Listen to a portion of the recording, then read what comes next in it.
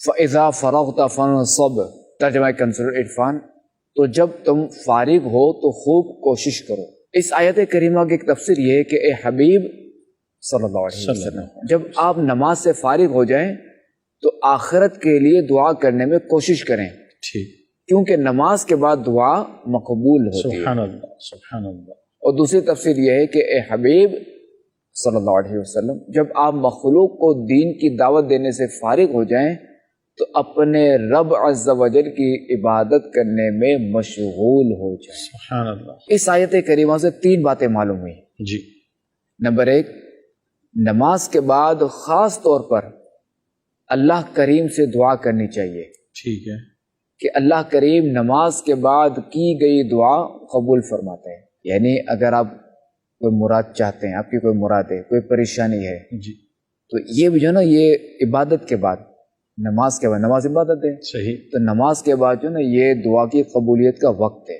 کیا بات ہے۔ لوگ پوچھتے ہیں کہ دعاؤں کی قبولیت کے اوقات بتائیے، جی، تو ایک وقت یہ بھی ہے۔ ایک وقت یہ بھی ہر 5 نماز کے بعد۔ دوسرا یہ کہ بندے کو فارغ نہیں رہنا چاہیے، ٹھیک ہے، اور نہ ہی لا یعنی کام میں مشغول ہونا چاہیے، یعنی ایسے کام میں مشغول نہ ہو کہ جس کا کوئی دنیاوی فائدہ ہو نہ دینی فائدہ ہو، یعنی فضول کام، فضول کام میں نہ پڑے۔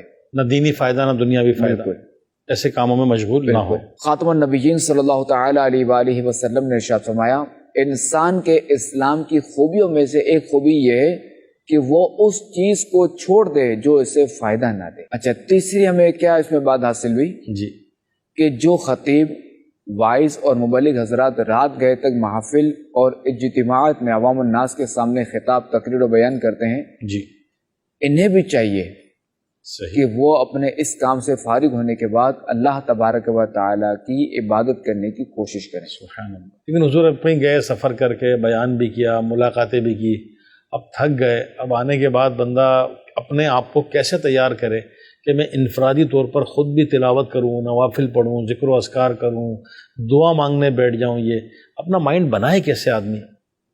اس میں دیکھیں یہ ہے کہ ابھی تو یہ ذرا کہ تلاوت کے فضائل و بیان کر کے آیا ہے، جی، ذکر و اذکار کے فضائل و بیان کر کے آیا ہے، جی، میں بھی یہ چاہتا ہوں کہ دیگر بھی جو ہے یہ جو فضائل جنہوں نے سنے وہ بھی اس پر عمل کریں، ٹھیک، یعنی اپنی زبان میں تاثیر پیدا کرنا چاہتا ہے صحیح، تو خود بھی یہ عمل کرے۔ سبحان اللہ، جب خود یہ عمل کرے گا تو انشاءاللہ اور کریم تاثیر بھی پیدا ہوگا۔ اب دیکھیں میرے سنت کو دیکھیں کہ جو بھی کام کیا تو پھر خود عمل کیا ہے، کیا بات، پھر لوگوں کو اس کی دعوت دی ہے۔